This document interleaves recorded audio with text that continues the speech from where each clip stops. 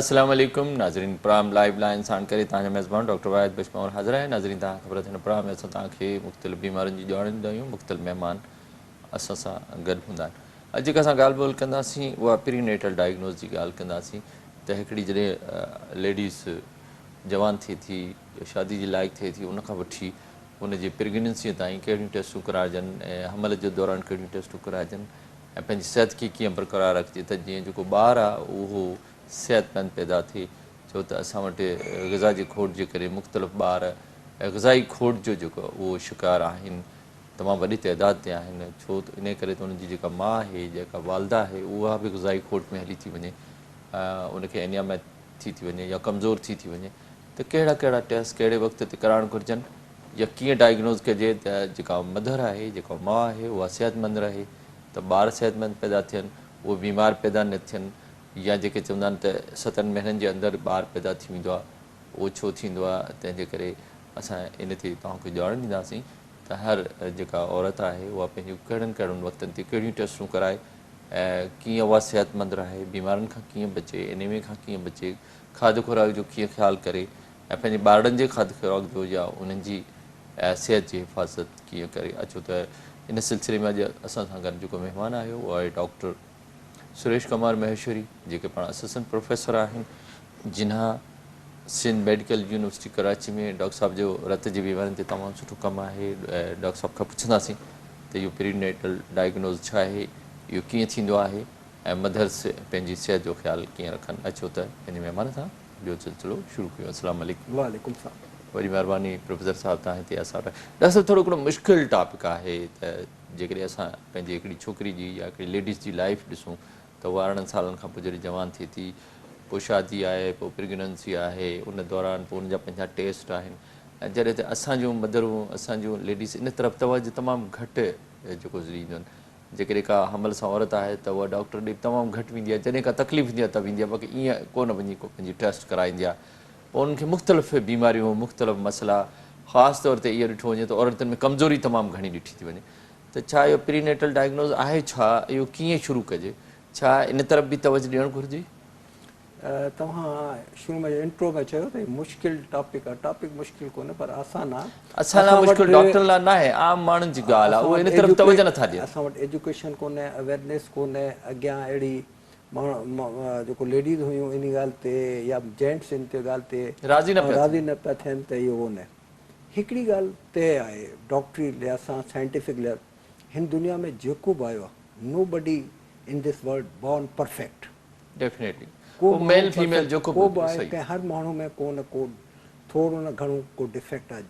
त उहो असां डिफेक्ट उनखे चवंदा आहियूं जेको हिकिड़ो विज़िबली असांखे ॾिसण में अचे। सही आहे। दुनिया में खोड़ सारियूं अहिड़ियूं बीमारियूं आहिनि जेको जीन रिलेटेड आहिनि, जेनेटिक रिलेटेड आहिनि, जेको जनरेशन टू जनरेशन कैरी थियनि पियूं, या कॾहिं कॾहिं अहिड़ियूं मेल एंड फीमेल मिलाप थिए थो त हुनजी जेको ऑफ जनरेशन जेको थिए थी उनमें इहे प्रॉब्लम थियनि था। माना जेके नज़र न अचनि, जेको जेके नुक्स असांखे नज़र न अचनि, ईअं चऊं, या बीमारियूं नज़र न अचनि, असां उनखे चवंदा आहियूं जेको नज़र न अचनि उनखे बीमारी कोन चवंदा आहियूं, नज़र ईंदा आहिनि उनखे चवंदा आहियूं। छो? पर असां इहो मसइलो इहो आहे असांखे जेको ऑब्वियस ॾिसण में ईंदो आहे उन ते असां कयूं था। पर असल में मां चवां थो नो बडी in this world born perfect.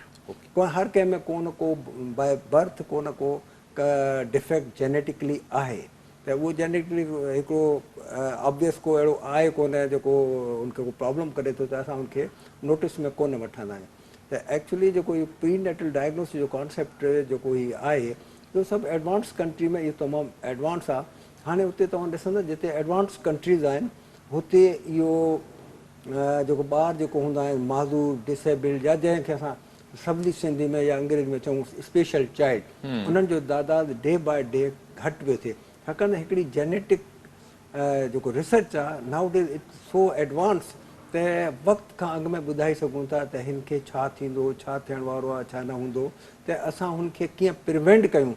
हिकिड़ो ॿारु जे असांजे दुनिया में माज़ूर अचे थो उहो लाइफ लॉन्ग इन माशरे लाइ, उन्हनि पेरेंट्स लाइ, उन्हनि फैमिली लाइ बर्डन आहे। त असांखे इहो असांजे जेको फैमिलीज़ आहिनि, असांजा माण्हू आहिनि, उन्हनि खे असांखे इहो बिल्कुलु ॼाण ॾियणु खपे त तव्हांखे छा छा करिणो आहे त जीअं अॻिते हली अहिड़ो को ॿारु तव्हांजी फैमिली में उन्हनि खे जेको न पैदा थिए, जेको उन्हनि जे लाइ को बर्डन हुजे। नो डाउट अलाह साईं जी तरफ़ां आहे, पर कुझु शयूं आहिनि जेको साइंस में उनमें डॉक्टर ॼाण अची वई आहे त हीअ हिते तव्हां कंदा। जिते एडवांस कंट्रीज़ आहिनि उन्हनि में जेनेटिक रिसर्च एतिरी एडवांस थी वई आहे त को ॿारु पैदा बि थींदो आहे या को हूंदो आहे, 400 मां 500 बीमारियूं आहिनि they can diagnose at the time of berth, they can. पर असां वटि इहा एतिरी एडवांसमेंट कोन्हे, न को रिसर्च लैब, न को एतिरो डायग्नोसिस को एडवांस आहे, पर ॿाहिरि मुल्क में आहे।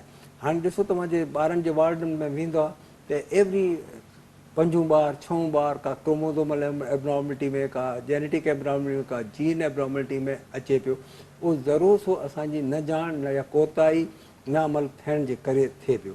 त असांखे बाक़ाइदा इहो माण्हुनि खे में अवेयरनेस पैदा करणी पवंदी त बिफोर मैरिज तव्हांखे कुझु टेस्टूं कराइणु खपनि। ॾाढी ज़बरदस्त ॻाल्हि की डॉक्टर सुरेश, त जेके नौजवान असांजा आहिनि, मर्द या औरतूं ॿई, शादी खां पहिरीं 18 सालनि 20 सालनि में, छा उन्हनि खे बि का स्क्रीनिंग या टेस्टूं कराइणु घुरिजनि? सिर्फ़ु हिकिड़ो मां तव्हांखे जस्ट मिसाल ॾियां। जॾहिं इहा थैलेसमिया जी बीमारी आई त दुनिया में जॾहिं रिसर्च थी त हुननि हिकिड़ो कॉल या प्रीडिस्पोज़िंग फैक्टर ॾिठो त जो क्लोज कज़न्स मैरिज आहे उहो वन ऑफ द कॉज आहे। त उन्हनि कज़न्स मैरिज, ॿियो जे कंहिं ॿिनि ॿारनि खे थैलेसमिया माइनर आहे त उहो थैलेसमिया मेजर। त हाणे उन्हनि छा कयो आहे त जेको मुल्क जंहिंमें इहा थैलेसमिया जा केसिस हुआ, उन्हनि बाक़ाइदे बिफोर मैरिज तव्हांखे हिकिड़ो जेनेटिक सर्टिफिकेट ॾियणो पवंदो त यू आर जेनेटिकली तव्हां ॿिन्ही में को प्रॉब्लम न आहे, का थैलेसमिया माइनर का अहिड़ो न, and you are fit for marriage, पोइ तव्हां करे सघंदा। त हाणे इन करण सां जीअं ईरान आहे हुते हुन काफ़ी पूल हो। न डॉक्टर साहब, मुंहिंजो इहो चवणु न आहे सिर्फ़ु थैलेसीमिया, को बि नौजवान मेल या फीमेल, मर्द या औरत 18 सालनि खां पोइ या 20 सालनि खां पोइ जॾहिं हू शादी करणु वञनि था त छा उहो पंहिंजी जिस्म जी स्क्रीनिंग कराइनि त थैलेसीमिया या का ॿी बीमारी आहे, ईअं करणु घुरिजे? बिल्कुलु। ॾिसो दुनिया में का बि किथे हूंदो आहे, असां वटि को जीन हूंदी आहे, को फीमेल कैरी कंदी आहे कमु, को मेल कंदो आहे। असां वटि एतिरो पाकिस्तान में को एडवांस एॾी आहे कान्हे, पर तॾहिं बि आगा खान में हिते कुझु हाणे अहिड़ा इदारा आहिनि जो हुननि जी का फैमिली हिस्ट्री आहे। पहिरीं ॾिसो त हुननि जी का फैमिली, भई मुंहिंजे कज़न जे मुंहिंजे मामे खे हुनखे इहा बीमारी हुई, हाणे इहे शादी कनि पिया त हीअ छोकिरी हुननि जे फैमिली मां आई आहे, त हाणे इन में इहा साॻी जीन त कोन्हे या इहा आहे, इहे त उन जी पहिरीं टेस्ट कराइणु खपे। कई शयूं हूंदियूं आहिनि, autosomal recessive, autosomal dominant, x linked. कॾहिं कॾहिं छा हूंदी आहे, फीमेल कैरी कंदी आहे जीन, त फीमेल में 2 एक्स हूंदा आहिनि, मेल में हिकिड़ो एक्स हूंदो आहे। जे फीमेल त नॉर्मल हूंदी आहे त हुनजो हिकिड़ो एक्स इफेक्टेड हूंदो आहे, हिकिड़ो एक्स नॉर्मल हूंदो आहे। जॾहिं उहो कॉम्बिनेशन थींदी आहे, जो इफेक्टेड एक्स अगरि एक्स सां मेल जे कंबाइन थी वञे त उहो फीमेल कैरियर थींदी, जे उहो इफेक्टेड एक्स वाई सां कंबाइन त ॿारु जेको पैदा थींदो उहो एबनॉर्मल। इहे कई अहिड़ियूं शयूं आहिनि, बीमारियूं आहिनि जेको genetic jean related, chromosome related, ऐं ड्यूरिंग जे कज़न्स मैरिज हूंदियूं आहिनि, जे क्लोज़ कज़न माना फस्ट कज़न हूंदा आहिनि, उन्हनि में इहो म्यूटेशन थियण जा चांसिस थोरा वधीक हूंदा आहिनि। त उनमें इहो एबनॉर्मल ॿारु या जेको असां चऊं जेको कंजेनाइटल एबनॉर्मलिटी थियण जा चांसिस वधीक हूंदा आहिनि। त उहे माण्हू जंहिंजी फैमिली हिस्ट्री हिकिड़ी स्ट्रॉन्ग हुजे, जंहिंमें का न का बीमारी हुजे, त उन्हनि लाइ त कंपलसरी आहे त उहो जेनेटिक स्क्रीनिंग टेस्ट या जेको जेनेटिक जो डॉक्टर आहे उन्हनि सां वञी लेवेचर में अचनि त भई असांजो इहो प्रॉब्लम असांजी फैमिली में आहे, त असां चाहियूं था त असांजे शादी कयूं या असांजो जे नेक्स्ट ॿारु हुजे उन मां इफेक्टेड थींदो या न थींदो, त उहो तव्हांखे उन्हनि न्यूली वेडिंग कपल खे गाइड करे सघे थो त छा करणु खपे, छा करणु खपे। अच्छा डॉक्टर साहब, तव्हां एक्स ऐं वाई जेके क्रोमोसोम आहिनि, मेल आहिनि फीमेल जा, छा उन्हनि में बि के बीमारियूं हूंदियूं आहिनि? ॾिसो न, हाणे हर शइ असांजी हिकिड़ी डिक्टेशन आहे। हीउ क्रोमोज़ोम जेको आहिनि, हिकिड़ो 44 त नॉर्मल हूंदा आहिनि, 2 जो न उहो सेक्स क्रोमोज़ोम हूंदा आहिनि। इन्हनि क्रोमोज़ोम्स ते ई का न का हूंदी आहे, हर शइ असांजी हुन DNA हुन में तो डिक्टेशन हूंदी आहे त का शइ छा आहे छा न आहे। त हाणे छाकाणि त जॾहिं उहो जॉइन थींदा आहिनि त 23 chromosome from the male, 23 chromosome from the female, they combine and form 46. उन 46 क्रोमोसोम में 44 क्रोमोसोम त नॉर्मल हूंदा आहिनि, 2 सेक्स डिसाइडेड क्रोमोसोम हूंदा आहिनि. हाणे कॾहिं कॾहिं छा हूंदो आहे, हिकिड़ो क्रोमोसोम का वधी वेंदो आहे, का क्रोमोसोम टुटी पवंदो आहे, कंहिंजी डिलीशन थींदी आहे, कंहिंजी ट्रांसलोकेशन थींदी आहे, कंहिंजी हिकिड़ो टुटी ॿिए जॻह. इहो जे इनखे असां सिंपली म्यूटेशन चवंदा आहियूं. वरी म्यूटेशन जा डिफरेंट फॉर्म्स आहिनि. जे का बि थी वञे त इहो उनजो असरु इहो थींदो आहे क्रोमोसोमल एबनॉर्मलिटी. क्रोमोसोमल एबनॉर्मलिटी थी त माना उहो ॿारु जेको थींदो पैदा एबनॉर्मल या स्पेशल चाइल्ड थींदो. छा उहो माउ जे पेट में ख़बर पइजी वेंदी त क्रोमोसोमल एबनॉर्मलिटी आहे या जेको हुनजो XY जेको असांजो क्रोमोसोम आहे उन में को डिफेक्ट आहे? हाणे हीउ ॿारु जॾहिं पैदा थींदो त एबनॉर्मल हूंदो त अॻ में ई उनजो इलाजु करे सघिजे थो, उनजी मदद ॿार जी उते माउ जे पेट में करे सघिजे थी?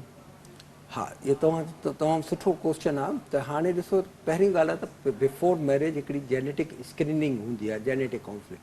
उहा अगरि नॉर्मल आहे, हुन खां पोइ असां इहो हूंदो आहे त जॾहिं प्रेगनेंसी थी वई त उनखे अगरि ऑब्ज़र्व कंदा रहंदा आहियूं त पहिरीं जेको 6-7 हफ़्ता हूंदा आहिनि, उनमें ॾिसंदा आहियूं त ॿारु एम्ब्रियो या एम्नियोटिक फ्लूइड उहो नॉर्मल आहे या न.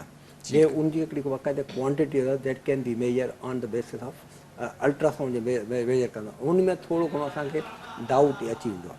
अगरि इन केस असां थोरो डाउट कंदा त हिकिड़ी ट्रिपल टेस्ट हूंदी आहे जंहिंमें अल्फा फिटोप्रोटीन, सीरम एस्ट्रियोल लेवल, इहो हिकिड़ो नॉर्मल लेवल हूंदा आहिनि ड्यूरिंग प्रेगनेंसी. उन्हनि जी अगरि हुननि जो हाणे हिकिड़ी जो नॉर्मल लेवल आहे 70 अचे थी 700 त कोन का प्रॉब्लम आहे. त इहो वेरी अर्ली टेस्ट हूंदियूं आहिनि. Single test, double test, triple test and tetra test. उहो बाक़ी सीरम एस्ट्रियोल, अल्फा फिटोप्रोटीन, इहो सभु असां टेस्टूं कराईंदा आहियूं. अच्छा, जे हुन खां पोइ हूंदी आहे हिकिड़ी नकल ट्रांसलूसेंसी, जो हितां मेजर कंदा आहिनि पोयां अल्ट्रासाउंड में त हीअ केतिरी आहे. जे हीअ थोरी वधियल हूंदी आहे त अगेन को न को प्रॉब्लम हूंदो आहे. इहो वेरी वेरी अर्ली टेस्ट हूंदा आहिनि. अच्छा, जे सपोज़ असां में हिकिड़ो मिसाल आहे त मेल थैलेसेमिया माइनर आहे, फीमेल थैलेसेमिया माइनर आहे, उन्हनि शादी कई त हाणे असांखे थोरो डाउट आहे मतां को थैलेसेमिया मेजर न थी वञे त उन जे लाइ असांखे 2 टेस्ट हूंदियूं आहिनि, उहे तमामु कराइणु खपनि इमीडिएटली टू रूल आउट त ॿारु इहो इफेक्टेड आहे थैलेसेमिया मेजर जो या न. हिकिड़ी टेस्ट हूंदी आहे अर्लीस्ट जेको पॉसिबल में असां टेस्ट कराईंदा आहियूं, उहो हूंदी आहे कोरियानिक विलाए बाइप्सी.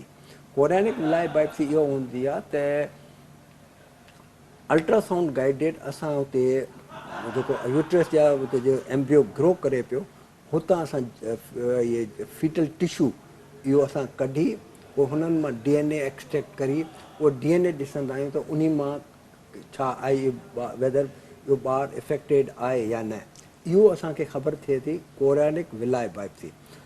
इहो अर्लीस्ट पॉसिबल में जे सुठो हैंड हुजे त 8 to 10 वीक्स में असां करे सघूं था ऐं हुनखे कपिल खे ॿुधाए सघूं था भई तव्हांजो न्यूली ॿारु आइदर थैलेसेमिया माइनर जो आहे या थैलेसेमिया मेजर आहे.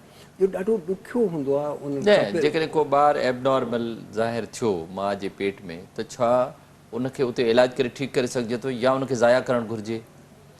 हाणे इहो बि ॾाढो ॾुखियो हूंदो आहे उन कपिल लाइ. उहो कॾहिं कॾहिं अहिड़ा केसिस असां ॾिठा आहिनि. हुते जो बि है अलाह की देन है, बसि उहो आने दे, उन्हनि खे गाइड कनि भई हीउ सॼो लाइफ लॉन्ग तव्हांजो प्रॉब्लम आहे. त हिकिड़ो पाण डॉक्टरी चवंदा आहिनि थेरापिटिक एबॉर्शन, डॉक्टरी पर्पज़ भई हीउ ॿारु एबनॉर्मल आहे, अॻिते हली तव्हांजे लाइ लाइफ लॉन्ग प्रॉब्लम थींदो, बहितर आहे हिन ॿार खे टर्मिनेट कयो वञे. पर उहो कपिल कोन कंदो आहे. हुनजे difficult for them to decide त करिणो छा आहे असांखे. हाणे either to continue our pregnancy, either to terminate. त a very difficult to decide for them. असांखे हुननि जी एज़ अ डॉक्टर हुनजी काउंसलिंग करणी आहे. बाबा हीउ ॿारु आहे, हिन जो हीउ प्रॉब्लम थींदो, तव्हांजो ॿारु हिन जो मिसाल थैलेसेमिया जो आहे, तव्हां केतिरी बि कंदा हीउ 20-22-24 सालनि जी उमिरि में डेथ थी वेंदी त बहितर तव्हां टर्मिनेट करे छॾियो. त हाणे उहो डिसीशन जेको हूंदो आहे उहो सॼो कपिल्स ऐं फैमिली ते बेस कंदो आहे, डॉक्टर जे बेस कोन्हे. डॉक्टर हुनखे प्रॉपर गाइड करे सघे. का अहिड़ी क्रोमोसोमल एबनॉर्मलिटी थी वञे, का जेनेटिक एबनॉर्मलिटी थी वञे ऐं असां बिफोर द टाइम डायग्नोस करियूं त ट्रीटमेंट सिर्फ़ु इहा हूंदी आहे की थेराप्टिक एबॉर्शन कुछ शयूं हूंदियूं आहिनि जेको माइनर एबनॉर्मलिटी हूंदियूं आहिनि त हुननि खे थोरो असां मैनेज करी वेंदा आहियूं त भई करे एम्नियोटिक फ्लूइड घटि हूंदो डॉक्टर आहे साहब छा हर कपल जेको जॾहिं शादी करणु वञे उन खां अॻु में कहिड़ी ज़रूरी टेस्ट कराए या ज़रूरत कोन्हे? ॾिसो अमेरिका में या जेको मोर एडवांस या मोर डेवलप कंट्रीज़ आहिनि हुननि में फीमेल जे में काफ़ी टेस्टूं थींदियूं आहिनि ऐं मेल में बि थींदियूं आहिनि जेको कुझु जीन्स हूंदियूं आहिनि जेको मदर कैरी कंदी आहे मदर खे कुझु कोन हूंदो हुनमें उहो जीन अवेलेबल हूंदी आहे हाणे उहा जीन जॾहिं उहा शादी कंदी आहे जीअं हीमोफिलिया जी आहे जीअं असां चऊं सिस्टिक फाइब्रोसिस जे CFTR जीन आहे इहो असांखे थोरी ख़बर आहे हिकिड़ो मुंहिंजो स्टूडेंट हो हुन वीचारे शादी कई हिते कराची में ई त उहो जॾहिं शादी करी टेस्ट अमेरिका पहुतो हुते हुनखे जॾहिं हुनजी मिसिस खे टेस्ट कयो त 7th मंथ ते त she is carrying CFTR jean त हाणे 50% चांसिस हुनजो ॿारु उहो सिस्टिक फाइब्रोसिस 50% नॉर्मल थियण जा चांसिस आहे उहो वीचारो चए थो 2-3 महीना मां एॾो टेंशन में हो हाणे इतफ़ाक़ सां अलाह साईं रहम कयो त उहो ॿारु नॉर्मल थी वियो करी कुझु कोन्हे हाणे उहो चए थो नो मोर चाइल्ड छाकाणि त उहो जीन त हाणे मदर में पई आहे 50% चांस आहे तव्हांजी रिस्क खणण जी 50% चांस आहे न रिस्क खणण जी त कई अहिड़ियूं शयूं आहिनि छोटियूं मोटियूं कई बीमारियूं। अच्छा हिकिड़ो सवाल हिन में पैदा थिए थो अञा त मां अचां थो फर्स्ट जेको टेमिस्टर आहे उन में कहिड़ियूं टेस्टूं कराइजनि सेकेंड में फोर्थ में जीअं मदर बि सेहतमंद रहे ॿार बि सेहतमंद रहे पर हिकिड़ो हुन में सुवाल अचे थो छा जेका औरत आहे शादी खां पोइ उनजे वस में आहे त उहो पुटु पैदा करे? नो छो? ॾिसो वरी इहो असांजे माशरे में थोरो गाइड करे न मां बिल्कुलु माशरे में इहो वॾो हिकिड़ो आहे वसवसो त भई हिकिड़ी छोकिरी खे 3-4 छोकिरियूं थियूं त हाणे इहा बसि माई छोकिरो कोन थी पैदा करे सघे या सिर्फ़ु छोकिरियूं ई पैदा कंदी ऐं इन बेसिस ते फैमिली इशूज़ थियनि था एटलीस्ट पोइ उहा ॻाल्हियूं वञे ॿी शादी ते तलाक ते वञी पहुचनि था ॾिसो इहो औलाद जेको आहे अलाह जी देन आहे कुझु शयूं असांजे वस में आहिनि कुझु शयूं अलाह जे वस में आहिनि हाणे छा थींदो आहे त माण्हू में 2 शयूं हूंदियूं आहिनि हिकिड़ो X ऐं Y फीमेल में जेको हूंदियूं आहिनि 2X जॾहिं ॿारु पेट थींदो आहे त या त माण्हू जो X फीमेल जे X सां मिलंदो या माण्हू जो Y वञी फीमेल जे X सां छाकाणि फीमेल में 2 X आहिनि फीमेल में को Y कोन आहे Y जे मिलंदो उन फीमेल जे X सां त पुटु थींदो जे मर्द जो X फीमेल जे X सां मिलियो त छोकिरी थींदी इहो सॼो माण्हू वटि जेको हूंदो आहे उहो Y क्रोमोज़ोम हूंदो आहे उहो जॾहिं X क्रोमोज़ोम सां मिलंदो त उनखे उहो थींदो त उन छा मर्द जे वस में आहे त हू पुट जो ॿार या मर्द जो औलाद हिकिड़ो मर्द जो औलाद पैदा करे छा उन मर्द में उनजो जेको घर वारो आहे उनजे वस में इहा ॻाल्हि आहे? न कुझु कोन्हे उनजे वस में बि न आहे बसि इहो ईअं आहे त मां चवां तव्हां पंहिंजी दिलि बंदि करे ॾेखारियो आहे तव्हांजे वस में इहो ऑटोमेटिक थींदो जॾहिं उहा अच्छा इहो X सां मिले या Y X सां मिले इहो नेचुरल प्रोसेस इहो नेचुरल इहो न कंहिं जे वस में कोन्हे न फीमेल जे वस में न मेल कंहिंजे वस में कुदरती तौर जेको कुदरती जेको इहो त लक आहे तव्हांजो हाणे जेको थिए इहो बसि अलाह ताला सां दुआ करणु खपे जेको बि न त छा साइंस खे अहिड़ी तरक़ी कई आहे त इहो जेको क्रोमोसोम Y खे X सां मिलाइजे? ॾिसो ॻाल्हि इहा न त को कमु थियो आहे न त जेको अॼु शइ चऊं था न कोन पॉसिबल कोन थी सघे त उहो 10 सालनि खां पोइ पॉसिबल थी वञे साइंस में का शइ इम्पॉसिबल आहे कान हा को तजुर्बो हलनि पिया डेफिनेट हलनि पिया इन मेल में फीमेल जे चकर में इंडिया में छा थियो आहे त उहो अल्ट्रासाउंड कंदा आहिनि 3 महीने 4थे महीने ख़बर पई फीमेल आहे त उहो टर्मिनेट कराए त एशियन कंट्रीज़ में कॾहिं सेक्स ॿुधाईंदा कोन आहिनि एडवांस कंट्री में उहो जेको what ever the child okay कोन बसि नॉर्मल हुजे। ॾाढो सुठो डॉक्टर साहब तव्हां सां ॻाल्हियुनि जो सिलसिलो जारी पर वक़्तु नंढे वक़्फ़े जो नाज़रीन वठूं था हिकिड़ो नंढो वक़्तु।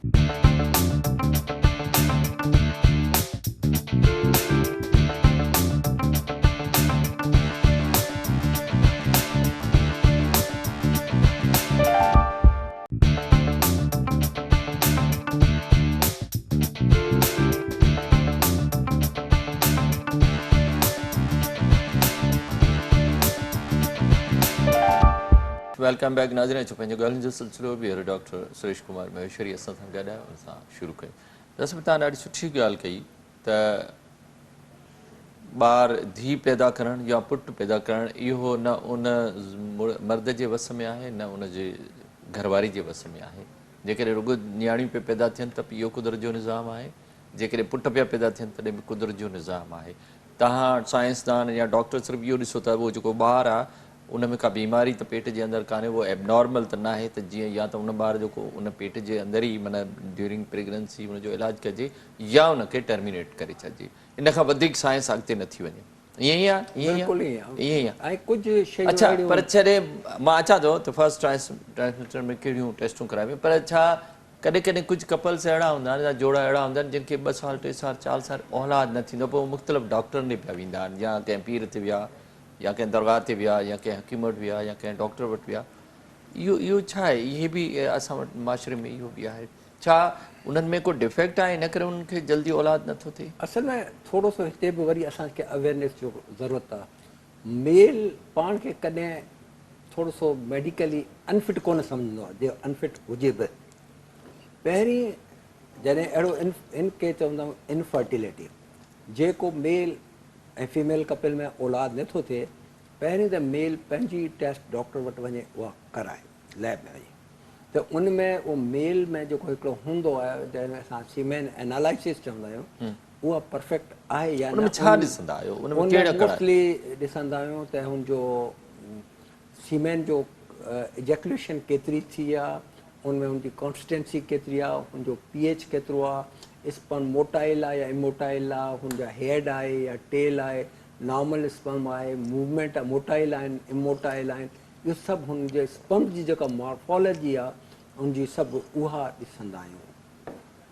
हुनजो फ्रक्टोज़ आहे या न आहे, उहे सभु कई शयूं हूंदा आहिनि ॾिसंदा आहिनि। मेन जेको आहे स्पर्म काउंट ॾिसंदा त हिकिड़ो नॉर्मल जेको स्पर्म केतिरो आहे? स्पर्म काउंट 1.5 मां 4 लख। 3 खां 4 लख। अच्छा, जेकॾहिं स्पर्म माना इहो नॉर्मल हूंदो आहे, जे असां बिलो अप टू 70 खां अबव बि ओके कंदा आहियूं। जेतिरो नॉर्मल हूंदो त उन में मेल में उहो जेको प्रॉब्लम थोरो सो घटि हूंदो, त असां पहिरियों त मेल खे रूल आउट कंदासीं, male is fit to be a father और नॉट। मेल जो पहिरियों जेको 2 टेस्टूं आहिनि, मेनली जेको सीमेन न, पर जेकॾहिं कंहिं सीमेन में को डिफेक्ट आयो का बि, या उहो स्पर्म घटि आहिनि या उहे उन्हनि में का बीमारी आहे, त छा उहे ठीकु थी सघंदा? बिल्कुलु उन्हनि जो इलाजु आहे? न, हिकिड़ो हूंदो आहे ए स्पर्म, माना को स्पर्म आहे कोन, देन देयर इज़ नो ट्रीटमेंट। हा, ओलिगो स्पर्म काउंट घटि आहे या कुझु आहे, कॾहिं कॾहिं जेको मेल हूंदो आहे नर्वस हूंदो आहे, कॾहिं को प्रॉब्लम हार्मोनल हूंदा आहिनि, कॾहिं को थोरी दवा टिकी ॾियण सां मेल में इहो काउंट वधी सघे थो। बिल्कुलु उहो वरी एंड्रोलॉजिस्ट जेको हूंदो आहे उहो ट्रीट करे सघे थो।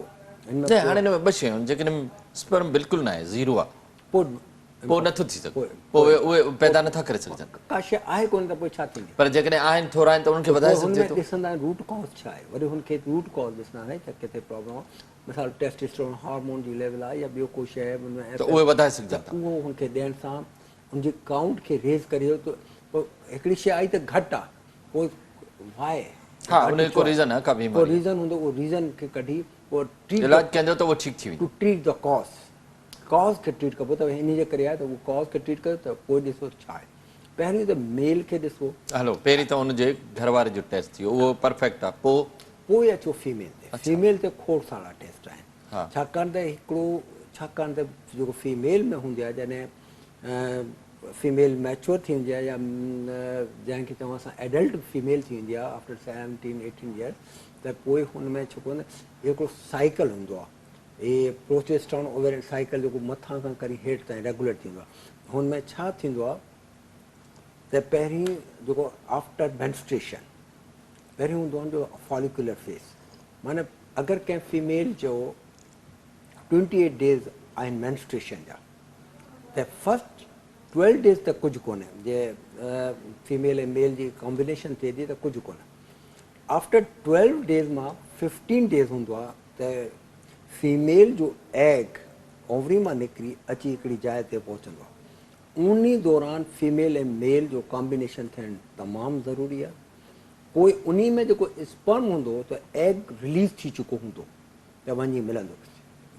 वरी अगेन मां ॿुधायां थो, जेके फीमेल जा 28 ॾींहं आहिनि एवरेज मेंस्ट्रुएशन साइकिल जा, The first 12 days the कुछ कोने. After 12 days वो इन पीरियड का संदर्भ में ओव्यूलेशन पीरियड जंहिंमें ओवम रिलीज थींदो आहे अचंदो यूट्रस उते पोइ जॾहिं मेल हुन वेंदो कॉम्बिनेशन थींदी तो प्रेगनेंसी थींदी पोइ अगरि न उन दौरान थी पोइ उहो ओवम ज़ाहिर थींदो वरी अगेन मेंस्ट्रुएशन साइकिल त इहो थोरो सो सम्झाइणो पवंदो आहे एजुकेट करिणो पवंदो आहे त भई तव्हां ॿियो न त इन पीरियड में तव्हांजो गॾु थियणु लाज़मी आहे त उहो पोइ ॾिसंदा आहियूं त हीअ आहे हिकिड़ो त इहो हूंदो आहे टेस्टूं कहिड़ियूं कराईंदा आहिनि टेस्टूं जेको ॾिसो त हाणे इहो सॼो साइकिल आहे मेंस्ट्रुएशन साइकिल आहे इहो हार्मोन्स रेगुलेट कंदा आहिनि FSH आहे LH आहे इहो हार्मोन आहे इहो मथां एंटीरियर पिट्यूटरी मां एंटीरियर पिट्यूटरी को मथां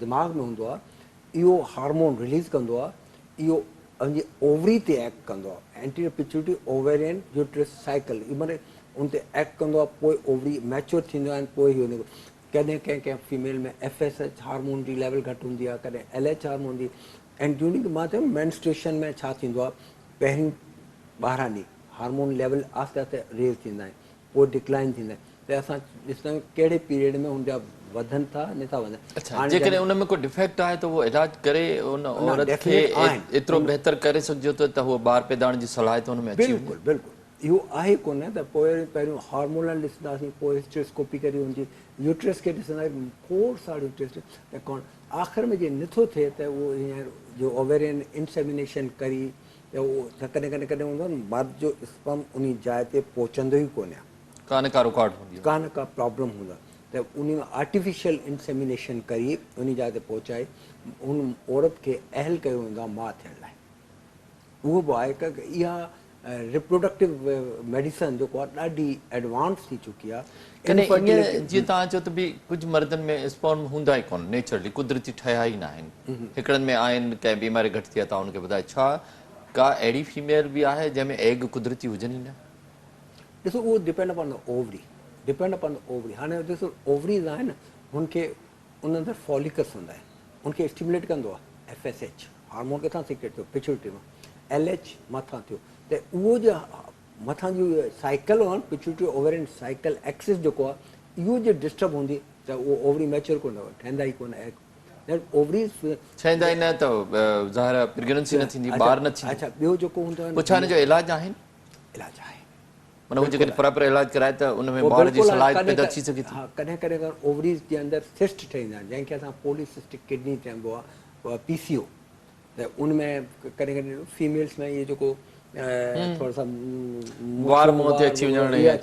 इहो वरी हुनमें उहो फीमेल डायबिटिक बि थी वेंदी आहे थोरो वेट बि गेन कंदी आहे ऐं थोरी सी लाज़मी हुनमें जेको कैरेक्टरिस्टिक हूंदा आहिनि हिकिड़ा जीअं फीमेल मां चेंज थी मेल जी तरफ़ सेकेंडरी सेक्सुअल कैरेक्टरिस्टिक उहो कोन्हे डेवलप थींदा आहिनि पोइ औरत उहा वधीक डिप्रेशन जो शिकार थींदी आहे पोइ उन खे बि वन कैन ट्रीट त अगरि उहा औरत टाइमली डॉक्टर सां कंसल्ट करे पंहिंजे कंहिं बि गाइनोकोलॉजिस्ट सां इहो दायनि खां हुनजे सुठे डॉक्टर सां हुनजो इलाजु मौजूदु आहे अच्छा पहिरियां जेके 3 महीना आहिनि जेकॾहिं प्रेगनेंसी आहे कंहिं औरत खे त उहा कहिड़ियूं टेस्टूं कराए जीअं पाण बि सिहतमंद रहे ॿार बि सिहतमंद रहे ॾिसो पहिरियों जेको असांजे मुल्क जे हिसाब सां असां सोचूं त उहो त खोड़ सारियूं टेस्टूं आहिनि त मां चयो न मेल जी स्क्रीनिंग टेस्ट थियणु खपे जेनेटिक न आफ्टर प्रेगनेंसी बि तव्हांखे करणु आहे ठीकु आहे हिकिड़ो ॿियो जेको आहे असांखे जेको आहे उन में मेल जो स्पेशली असांखे ब्लड ग्रुपिंग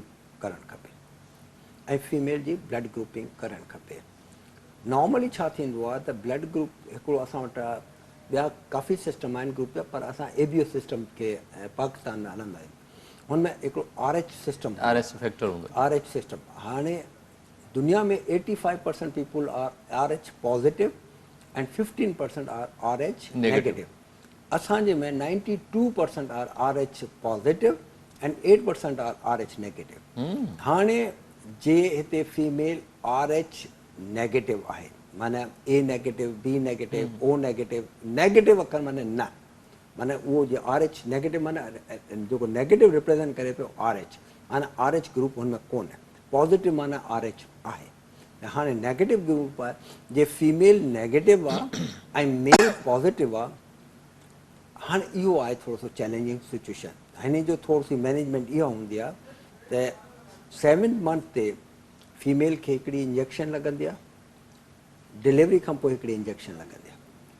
अगरि जे इंजेक्शन न लॻे त छा थींदो? सपोज़ जे ॿारु माउ जे पेट में आहे उहो मे बी पॉज़िटिव थी सघे थो, माउ जो ग्रुप खणी सघे थो, पीउ जो ग्रुप खणी सघे थो। ॿारु जे पॉज़िटिव आहे, माउ छा आहे नेगेटिव आहे। जीअं ॿारु डिलीवर कंदी, जीअं हुनजो नारो कटंदासीं त कुझु ब्लड ॿार जो splash back into maternal circulation, माउ जी सर्कुलेशन वञे। हुते छा थींदो? माउ नेगेटिव आहे, ब्लड हुन अंदरि वियो पॉज़िटिव, ऐं हुन पॉज़िटिव जे ख़िलाफ़ु एंटीबॉडीज़ पैदा करे छॾंदी। हाणे माउ अंदरि पयूं आहिनि एंटीबॉडीज़, यानी नेक्स्ट टाइम ॿारु प्रेगनेंट थी, फीमेल माई उहा प्रेगनेंट थी त माउ वटि ऑलरेडी एंटीबॉडीज़ पयूं आहिनि पॉज़िटिव जे ख़िलाफ़ु। त ॿारु जीअं पैदा उहो प्रेगनेंसी थी त डेथ ऑफ द फीटस, उहो एंटीबॉडीज़ वयूं उन ॿार खे फीटस जेको ग्रो करे उनखे destroy, 3rd month 4th month में ॿार डिस्ट्रॉय थी सघे थो। तंहिं करे इंजेक्शन सां फ़ाइदो आहे। इंजेक्शन में उहो एंटीबॉडीज़ डेवलप कोन थींदी, न थींदियूं ऐं मां सेफ थींदी नेक्स्ट प्रेगनेंट। ॿियूं कहिड़ियूं टेस्टूं पहिरीं सां आहिनि त जीअं सिहतमंद ॿारु पैदा थिए? ॿियूं जेको मां चयो त ट्रिपल टेस्ट हूंदियूं आहिनि, इहो असां पहिरीं 10 महीननि में कराईंदासीं। इहो ट्रिपल टेस्ट वग़ैरह कंदा आहियूं। नकल ट्रांसल्यूसेंसी उहो अल्ट्रासाउंड ते उहो मेजर कंदा आहियूं। पोइ जेको असांजो आहे 3rd मंथ ते इन में असांखे अर्लीस्ट जेको इहो जेको ट्रिपल टेस्ट मां चवां पियो,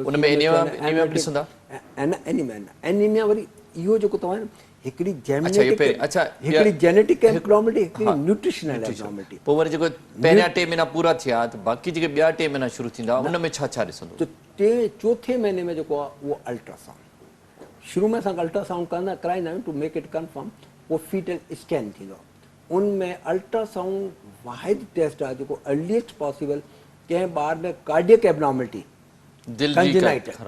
को ॿार में का बि को ॿी एब्नॉर्मलिटी आहे, उहो असांखे ultrasound at the stage of 3rd और 4th मंथ अर्लीस्ट कोन ॿुधाईंदो। हिन खां अॻियां कोन। हुन ॿार जी जेको हिन जी BPD माना स्कल जी लेंथ, फ्यूमर जी लेंथ, उन सां असांखे मेजरमेंट सां या एम्नियोटिक फ्लूइड जी क्वांटिटी सां उहो ॿुधाए सघे थी त हिन ॿार में कहिड़ो कहिड़ो प्रॉब्लम आहे। जेको cardiac problem specially at the 3rd और 4th month can be rule out by the mean of ultrasound. जेकॾहिं को दिलि जो उते डिफेक्ट आहे त पोइ छा कजे? कुझु कोन था करे सघो, पोइ टर्मिनेट करे छॾे। उहो हाणे वरी मां चयो न वरी उहो फैमिली ते डिपेंड, फैमिली ते। अच्छा, हाणे अचूं था त 6 महीना गुज़री विया, उन खां पोइ कहिड़ी टेस्ट कराईंदो प्रेगनेंसी में? ॾिसो अच्छा 7 मंथ ताईं वरी असांजो अल्ट्रासाउंड आहे, वरी एम्नियोटिक फ्लूइड जेको आहे उनजी हिकिड़ी मेजरमेंट रखबी आहे त एतिरो इन स्टेज ते एतिरो एम्नियोटिक फ्लूइड, एतिरो ॿार ग्रो करे। यानी अल्ट्रासाउंड लिखंदा आहिनि FWB मीन्स फीटल वेलबींग। हुनमें जेको अल्ट्रासाउंड ते कार्डियक जेको हार्ट रेट नॉर्मल आहे न, उनजा चैम्बर ॾिसण में अचनि पिया या न, उनमें इवन जेको 3rd या 4th मंथ ते सेक्स डिटरमाइन थी वञे थी कि ॿारु कहिड़ी सेक्स जो आहे, त सेक्स डिटरमाइन थी वेंदी। को न को जेको बि कंजनाइटल हुनमें अल्ट्रासाउंड, एम्नियोटिक क्वांटिटी, इहो सभु उनमें ॿार जो सभु उहो रफली थोरो आइडिया अची वेंदो। अच्छा, इहा प्रीमेच्योर प्रेगनेंसी 7 महीने में थींदी आहे, उनजो बि रीज़न का बीमारी? उनमें ॾिसो जे क्रोमोसोम एब्नॉर्मलिटी हूंदी, जे ॿार में कुझु को प्रॉब्लम हूंदो, ॿारु प्रॉपर ग्रो कोन कंदो, को न को रीज़न हूंदो। हिन लॉट ऑफ कॉज़िस कॾहिं कॾहिं ख़बर पवंदा आहिनि, कॾहिं कॾहिं ख़बर कोन पवंदा आहिनि। इहो पोइ 7 महीने जेको ॿारु 6-7 महीने ॿारु उन प्री टर्म डिलीवरी या प्रीमेच्योर डिलीवरी जा थी वेंदी आहे। अच्छा, प्रेगनेंसी ऐं प्रेगनेंसी खां पोइ जेको ॿारु पैदा थियो उन वक़्तु छा करणु घुरिजे? कहिड़ा एहतियात या कहिड़ियूं टेस्ट? ॿारु जीअं पैदा थिए त कॾहिं कॾहिं को शयूं हूंदियूं आहिनि जेको असां अल्ट्रासाउंड त हुननि ते न डिटेक्ट कंदा आहियूं, ॿार जो ब्लड कढंदा आहिनि। अमेरिका हुते छा कंदा आहिनि त उहो ब्लड कढंदा आहिनि and they send to the lab. And America में 450 खां मथे जेनेटिक टेस्ट हूंदा आहिनि। हीअ सिंपल जेको बायोकेमिकल एमिनो एसिड्स हूंदा आहिनि, एल कार्नेटिन आहे, फलाणो शइ आहे, उहो सभु रूल आउट करे ॾींदा आहिनि त तव्हांजे ॿार में हीअ कोन्हे, हीअ कोन्हे, हीअ कोन्हे, हीअ कोन्हे। उहो सभु ॿुधाईंदा तव्हांखे ॿारु बिल्कुलु 100% परफेक्ट आहे, न इहो मामूली बि। त हाणे मिसाल को बि अहिड़ो अमाइनो एसिड डिफिशियंट आहे बाय बर्थ हुन में कोन थो थिए त तव्हां हुनखे ॾींदो त हुनजी नॉर्मल थींदी। इहा शइ हिते कोन्हे। त उन वटि मदर जूं टेस्ट थींदियूं त उनखे का मतिलबु एनीमिक या का आफ्टर डिलीवरी बीमारी? कोन्हे, हा, आफ्टर डिलीवरी कोन्हे थींदो। अगरि आफ्टर डिलीवरी त असांखे ख़बर पइजी वई त छा थियो। जे ॿार में को प्रॉब्लम आहे पोइ त मदर खे वरी स्क्रीन कबो आहे। असांखे मतिलबु कि ॿारु पैदा थियो, मिसाल हिकिड़ी मदर हिकिड़ी प्रेगनेंसी थी, प्री टर्म डिलीवरी या एबॉर्शन थी वई या मिसकैरेज थी वई, वरी ॿी मिसकैरेज थी, पोइ असांखे मदर खे पूरो पूरो स्क्रीन करणु पवंदो त कहिड़ी बीमारी आहे, कहिड़ी छो प्रॉब्लम, पई इहो थिए। ॾाढो तमामु ज़रूरी आहे। अच्छा डॉक्टर साहब, टाइम बि ख़तमु थियो आहे। हाणे ॾाढी सुठी ज़बरदस्त अञा बि हिन ते घणो कुझु ॻाल्हाए सघो। रत जी खोट छो थींदी आहे, ख़ासि तौर ते मदर्स में घणी थींदी आहे? छा खाध खुराक घटि आहे? असां में ॿारहाड़ी में ॿिया कॉज़िस आहिनि, शहर में ॿिया कॉज़िस आहिनि। ॿारहाड़ी में मोस्टली न्यूट्रिशनल ऐं जेको ॿियो जेको आहे गैप घटि आहे। मां खाध खुराक थो चवां, विटामिन बी जेका आहे उहा नथा वठे, इन करे इन में न माण्हू उहो खाधो ई कोन था खाराइनि ड्यूरिंग प्रेगनेंसी जेको हुननि खे खाइणु घुरिजे उन मदर खे। नंबर ॿियो जेको आहे गैप कोन हूंदो आहे। हिकिड़ो ॿारु अञा साल पंज जो में थिए हूंदो थो आहे, त ॿियो ॿारु पेट ॿारु में अची हूंदो वेंदो, आहे। माना थोरो त उहो ॿार जे विच में गैप ज़रूरी आहे। गैप माना हिकु ॿार में 3 ॿारनि में घटि में 3 सालनि जो गैप हुजणु लाज़मी आहे। लाज़मी। अच्छा, अहिड़ा कहिड़ियूं ग़िज़ाऊं खाइणु घुरिजनि जे एनीमिया घटे? वरी त ॾिसो, वरी अचे थो त बैलेंस डाइट। बैलेंस डाइट, हुते बैलेंस डाइट खाए, फ्रूट खाए ऐं 3 वेलनि मानी खाए ऐं डॉक्टर सां मशवरो करे, बिल्कुलु मशवरो करे, पंहिंजो रत जो टेस्ट कराए, कहिड़ी शइ घटि आहे, उहो डॉक्टर बी कॉम्प्लेक्स पोइ दवाऊं ॾींदो ऐं कुझु दवाऊं मना कंदो। पाण कंदो। कुझु दवाऊं हूंदियूं आहिनि जो पहिरें ट्राइमेस्टर में वठण सां नुक़सानु थींदो आहे, कुझु दवाऊं बाद में फ़ाइदेमंद थींदियूं। ॾाढो सुठो डॉक्टर साहब, तव्हां असांखे ॼाणंदी, तमामु सुठो टॉपिक हो, प्रीनेटल डायग्नोसिस। तव्हां छा नौजवान जेके आहिनि मेल फीमेल उनखे मैसेज ॾींदो त जॾहिं उहो शादी करणु वञनि या जोड़ो ठहिणु वञनि त कीअं पाण खे सिहतमंद रखनि? ॾिसो, मैसेज इहो आहे त तव्हां बिफोर मैरिज जंहिंसां शादी कयो पिया उनजी सिंपल टेस्टूं करायो डॉक्टर्स जे चवण ते, जीअं तव्हांखे अर्ली बिफोर द टाइम ख़बर पइजी वेंदी जंहिंसां आउं शादी कयां पियो उनमें को प्रॉब्लम त कोन्हे, मूं में को प्रॉब्लम त कोन्हे। उहो फ्यूचर तव्हांजी लाइफ खे बहितर करे सघे थो। हिकिड़ो त जेनेटिक काउंसलिंग कराइणु ज़रूरी आहे, इन में को घबराइण जी को ज़रूरत कोन्हे। छाकाणि त ॾिसो, जे थैलेसमिया ईरान में पेशेंट हुआ कंहिं ज़माने में अलाए केतिरा, हाणे हुते 0 थी विया आहिनि। असां इन ते अमल कोन्हे कयो। अॼु असीं 7.5-8 लख पेशेंट खणी वेठा आहियूं।